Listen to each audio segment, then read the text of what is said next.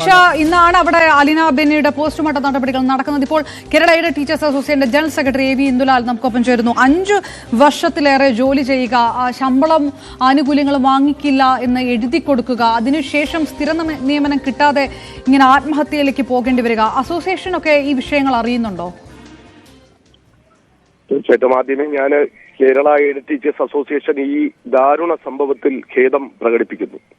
ഒപ്പം തന്നെ അനുശോചനം രേഖപ്പെടുത്തുന്നു. ഒപ്പം തന്നെ അസോസിയേഷൻ തീർച്ചയായിട്ടും കഴിഞ്ഞ കുറച്ച് വർഷങ്ങളായിട്ട് നടത്തിക്കൊണ്ടിരിക്കുന്ന പോരാട്ടങ്ങൾ, സെക്രട്ടേറിയറ്റ് പടിക്കലും വിവിധ ഡെപ്യൂട്ടി ഡയറക്ടർമാരുടെ ഓഫീസിന് മുന്നിലും കഴിഞ്ഞ കുറച്ച് 5 വർഷക്കാലമായി കേരളത്തിലെ നിയമനങ്ങൾ, എയ്ഡഡ് സ്കൂൾ നിയമനങ്ങളിൽ ഭിന്നശേഷി നിയമനത്തിന്റെ പേര് പറഞ്ഞ് തീർച്ചയായിട്ടും നിരവധി അധ്യാപകരുടെ, 10,000-കണക്കിന് അധ്യാപകരുടെ ജോലി സ്ഥിരത ഇല്ലാതാക്കിയിരിക്കുകയാണ്. നിയമന അംഗീകാരം കിട്ടാതെ നിരവധി അധ്യാപകർ കഴിഞ്ഞ മാസവും ഞങ്ങളുടെ കേരള എയ്ഡഡ് ടീച്ചേഴ്സ് അസോസിയേഷന്റെ നേതൃത്വത്തിൽ സെക്രട്ടേറിയറ്റ് പടിക്കൽ ഒരു ധർണ ഉണ്ടായിരുന്നു. ബഹുമാനപ്പെട്ട വിദ്യാഭ്യാസ മന്ത്രിയെയും ബന്ധപ്പെട്ട സെക്രട്ടറിയെയും ഉദ്യോഗസ്ഥരെയും ഒക്കെ തന്നെ ഞങ്ങൾ നിരന്തരം ഈ വിഷയത്തിൽ കണ്ടുകൊണ്ടിരിക്കുകയാണ്. അപ്പോഴൊക്കെ തന്നെ ഈ വിഷയം കോടതിയിലാണ്, സുപ്രീം കോടതിയിലാണ്, അല്ലെങ്കിൽ ഹൈക്കോടതിയിലാണെന്ന് പറഞ്ഞ് ഒഴുക്കം മട്ടിൽ ഗവൺമെന്റ് മാറുന്ന ഒരു സമീപനമാണ് ഉള്ളത്. ഇവിടെ റിപ്പോർട്ട് ചെയ്തതനുസരിച്ച് ഈ മാനേജ്മെന്റിന് തീർച്ചയായിട്ടും ഈ ടീച്ചറിന്റെ മരണത്തിൽ എന്തെങ്കിലും പങ്കുണ്ടെങ്കിൽ തീർച്ചയായിട്ടും അത് അന്വേഷിക്കണം. അതിനെതിരെ ശക്തമായ നടപടി തന്നെ സ്വീകരിക്കണം. അതിനൊന്നും എതിരല്ല. പക്ഷെ ഒരു കാര്യം നമ്മൾ പറയാം, ഇത് ഒറ്റപ്പെട്ട ഒരു സംഭവമല്ല, അലീന ബെന്നിയുടെ മാത്രം ഒരു ജീവിതമല്ല. ഇത് നിരവധി അധ്യാപകർ 2021 ശേഷം 2025 വരെയുള്ള കാലഘട്ടത്തിൽ നിരവധി അധ്യാപകരാണ് കേരളത്തിലെ ഭിന്നശേഷി നിയമനത്തിന്റെ പേരിൽ നിയമന അംഗീകാരം ഇല്ലാതിരിക്കുന്നത്. ഞങ്ങൾ അപ്പോഴൊക്കെ തന്നെ പറയുന്നു, കേരളത്തിൽ നടന്നുകൊണ്ടിരിക്കുന്നത് ഒരു സാങ്കല്പികമാക്കി, ഒരു സാങ്കേതികത്വത്തിൽ പിടിച്ചുകൊണ്ട് കേരളത്തിൽ നിയമന നിരോധനമാണ് എയ്ഡഡ് മേഖലയിൽ കൊണ്ടുവന്നിരിക്കുന്നത്. അന്വേഷിച്ചാൽ ന്യൂസ് 18 തന്നെ അന്വേഷിച്ചു കഴിഞ്ഞാൽ തീർച്ചയായിട്ടും നിങ്ങൾക്ക് ഈ വിവരം കിട്ടും. കേരളത്തിലെ വിവിധ DO ഓഫീസുകളിൽ, AE ഓഫീസുകളിലൊക്കെ ഈ ഫയലുകൾ കെട്ടിക്കിടക്കുകയാണ്, നിയമനാംഗീകാരത്തിനുള്ള ഫയലുകൾ കെട്ടിക്കിടക്കുകയാണ്. അപ്പോൾ ഇതിൽ ഒരു ശാശ്വത പരിഹാരം കാണണം. ഗവൺമെന്റ് തീർച്ചയായിട്ടും ഭിന്നശേഷി നിയമനത്തിന് ഞങ്ങൾ ആരും എതിരല്ല. ഭിന്നശേഷി നിയമനം തീർച്ചയായിട്ടും നൽകണമെന്ന് തന്നെയാണ് കേരള എയ്ഡഡ് ടീച്ചേഴ്സ് അസോസിയേഷൻ പറയുന്നത്. പക്ഷെ കേരള എയ്ഡഡ് ടീച്ചേഴ്സ് അസോസിയേഷന്റെ ഒരു വാദം എന്ന് പറയുന്നത്, ഭിന്നശേഷിയുടെ പേര് പറഞ്ഞ് ഒരു അധ്യാപകനെ പോലും നിങ്ങൾ നീതി നിഷേധം ചെയ്യരുത്. നിയമപരമായിട്ട് കോടതിയിൽ ആ അധ്യാപകൻ പോകേണ്ട ഒരു സാഹചര്യം ഗവൺമെന്റ് തന്നെ ഒരുക്കുകയാണ്. കാരണം എന്താണ്? ഇവിടെ KER എന്ന് പറയുന്ന ചട്ടമുണ്ട്. ആ ചട്ടത്തിൽ പറഞ്ഞിരിക്കുന്ന, ആ റൂളിൽ പറഞ്ഞിരിക്കുന്നത് അനുശാസിക്കുന്ന രീതിയിൽ ഒരു മാനേജ്മെന്റിന് അധ്യാപകനെ നിയമിക്കാം, മതിയായ തസ്തികയുണ്ടെങ്കിൽ, മതിയായ കുട്ടികളുണ്ടെങ്കിൽ, മതിയായ ഭൗതിക സാഹചര്യങ്ങളുണ്ടെങ്കിൽ. ആ അടിസ്ഥാനത്തിൽ KER റൂളിന്റെ അടിസ്ഥാനത്തിൽ നിയമിക്കുമ്പോൾ ഭിന്നശേഷിക്ക് ഒരു നിയമനം മാറ്റിവെക്കണമെങ്കിൽ അത് മാറ്റിവെക്കുക. എന്നിട്ട് അത് നീക്കി വെച്ചിട്ടില്ല എങ്കിൽ മാത്രമേ അവിടെ സാങ്കേതികത്വം പറയാവൂ. നീക്കി വെച്ചു കഴിഞ്ഞാൽ പോലും ഇവിടെ താൽക്കാലിക നിയമനമാണ് കൊടുത്തുകൊണ്ടിരിക്കുന്നത്. താൽക്കാലിക നിയമനം എങ്ങനെയാണ്? താൽക്കാലിക നിയമനം എന്ന് പറയുമ്പോൾ ഡെയിലി വേജസ് പോലെയാണ്.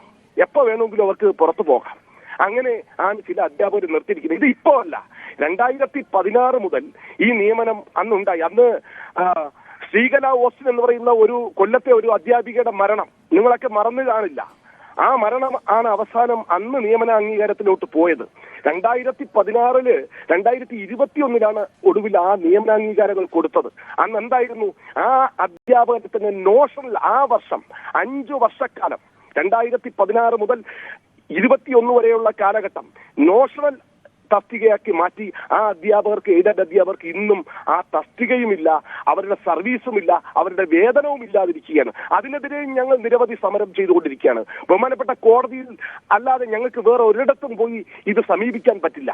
ഗവൺമെന്റ് ഇത് അനുഭാവപൂർവ്വം പരിഗണിക്കുക. കോടതിയിലെയും ഈ മാനേജ്മെന്റുകളുമായിട്ടുള്ള വിഷയങ്ങളൊക്കെ തന്നെ ഒരു മേശയ്ക്ക് ചുറ്റുമിരുന്ന് ചർച്ച ചെയ്ത് അത് ഏത് തരത്തിൽ പരിഹരിക്കാം എന്ന് കരുതുന്നതിന് പകരം ഈ വിഷയത്തെ വലിച്ചു നീട്ടിക്കൊണ്ടുപോയി അനന്തമായിട്ട് തന്നെ ഈ നിയമനാംഗീകാരങ്ങളെ തടസ്സപ്പെടുത്തുന്ന തരത്തിലോട്ട് സർക്കാർ പോകരുത്. തീർച്ചയായിട്ടും ഒരു കാര്യം കൂടെ ഞാൻ പറയാം, മാനേജ്മെന്റ് ഈ അധ്യാപികയ്ക്കെതിരെ എന്തെങ്കിലും തരത്തിലുള്ള നടപടിയോ അല്ലെങ്കിൽ അത്തരത്തിലുള്ള വിഷയങ്ങളോ ഉണ്ടാക്കിയിട്ടുണ്ടെങ്കിൽ അത് തീർച്ചയായിട്ടും അന്വേഷണ വിധേയമാക്കണം. അങ്ങനെ അന്വേഷണം വേണമെന്നുള്ള ആവശ്യം അസോസിയേഷൻ ഉന്നയിക്കുന്നുണ്ടോ സർക്കാരിനോട്? തീർച്ചയായിട്ടും അങ്ങനെ ഈ ടീച്ചർക്ക് അങ്ങനെ എന്തെങ്കിലും ബുദ്ധിമുട്ടുണ്ടെങ്കിൽ തീർച്ചയായിട്ടും അന്വേഷിക്കുന്നതിൽ എന്താ തെറ്റ്? ആർക്കാ തെറ്റ്? അതിനെ ആർക്കാ തടസ്സം പറയാൻ പറ്റുന്നത്? നമ്മൾ മനസ്സിലാക്കേണ്ട ഒരു കാര്യമുണ്ട്. അവിടെ ഈ ഒരു ടീച്ചർ അല്ല, അന്വേഷണം വേണമെന്ന് ആരെങ്കിലും പറയണ്ടേ? ഇത് അന്വേഷണം വേണമെന്ന് അസോസിയേഷനെങ്കിലും ആവശ്യപ്പെടണ്ടേ? അതെ, അസോസിയേഷൻ ആവശ്യപ്പെടുന്നത് എങ്ങനെയാണ്?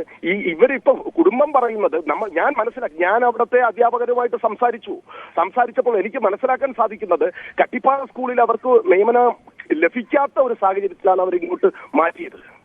അതായത് രൂപതയുടെ താമരശ്ശേരി രൂപതയ്ക്ക് ഒരു സ്കൂളല്ല, കോർപ്പറേറ്റ് മാനേജ്മെന്റ് ആണ്, നിരവധി സ്കൂളുകളുണ്ട്. അപ്പൊ സ്വാഭാവികമായിട്ടും നിയമന പ്രശ്നങ്ങൾ ഉണ്ടാകും. അവർ വർക്ക് അറേഞ്ച്മെന്റിന്റെ ഭാഗമായിട്ട് അതൊക്കെ അറേഞ്ച് ചെയ്ത് പോകുന്നു.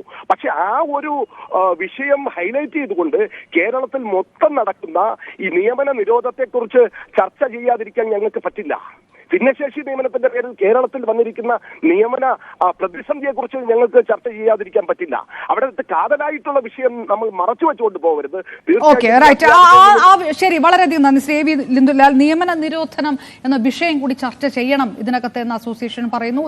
ഒരുപാട് അധ്യാപകർ ഈ പ്രതിസന്ധിയിലൂടെ കടന്നു പോകുന്നു എന്നും അസോസിയേഷൻ ചൂണ്ടിക്കാണിക്കുകയാണ്.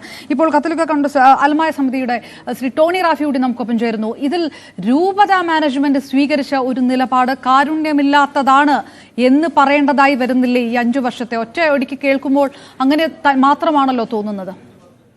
ഞാൻ അൽമായ സമിതിയുടെ അംഗമൊന്നുമല്ല. ഞാനൊരു സ്വതന്ത്ര അഭിപ്രായം പറയാനായിട്ടാണ് വന്നത്. എനിക്ക് അങ്ങനെ ഒരു ഇതൊന്നും ചാർത്തി തരണ്ട. ഇന്ന് രാവിലെ മുതൽ CPM-ന്റെ സൈബർ ഹാൻഡിലുകളിൽ ഇങ്ങനെ ഒരു ആത്മഹത്യ നടന്നതായും അതിന് ഉത്തരവാദി രൂപതയാണ് എന്നുള്ളതും. കാരണം ഇലക്ഷൻ അടുത്തിരിക്കുന്ന ഒരു സമയത്ത് പല ബിഷപ്പുമാരും അവരുടേതായിട്ടുള്ള ആവശ്യങ്ങൾ ഉന്നയിച്ചുകൊണ്ട് ഗവൺമെന്റിലേക്ക് കളക്റ്റീവ് ബാർഗൈനിങ്ങിന്റെ ഭാഗമായിട്ട് പ്രഷർ കൊടുക്കുന്ന ഒരു സാഹചര്യം ഉള്ളതുകൊണ്ട് അതിനെ കൗണ്ടർ ചെയ്യാനായിട്ടും അതൊന്നാമത്തെ കാര്യം. രണ്ടാമത്തെ കാര്യം ഞാൻ മനസ്സിലാക്കുന്നത്, ഞങ്ങൾ പൊതുവിദ്യാഭ്യാസ മേഖലയിൽ വലിയ വിപ്ലവങ്ങൾ കൊണ്ടുവന്ന് ഞങ്ങൾ പൊതുവിദ്യാഭ്യാസ മേഖലയുടെ സംരക്ഷകരാണ് എന്ന് പറയുന്നിടത്ത് ഒരു അധ്യാപികയുടെ ആത്മഹത്യ അത് ഞങ്ങളുടെ കുറ്റം കൊണ്ടല്ല എന്ന് സ്ഥാപിക്കാനായിട്ട് ഇടതുപക്ഷത്തിന്റെ വ്യഗ്രതയുമാണ് സൈബർ ഹാൻഡിലുകളിൽ ഒരു ബുള്ളിയിങ് എന്ന പോലെ കത്തോലിക്ക മാനേജ്മെന്റുകൾക്കെതിരെ നടക്കുന്നത്. ഈ ആരോപണത്തിൽ ഇവർ ആദ്യം പറയുന്നതും ഒരു പത്രവാർത്ത ഒരു ഉയർത്തി കാണിക്കുന്നത് ഞാൻ മനസ്സിലാക്കുന്ന ദേശാഭിമാനിയാണെന്നാണ്. ഏകദേശം 13 ലക്ഷം രൂപയോളം വാങ്ങി എന്നാണ് ആ പത്രവാർത്തയിൽ പറയുന്നത്.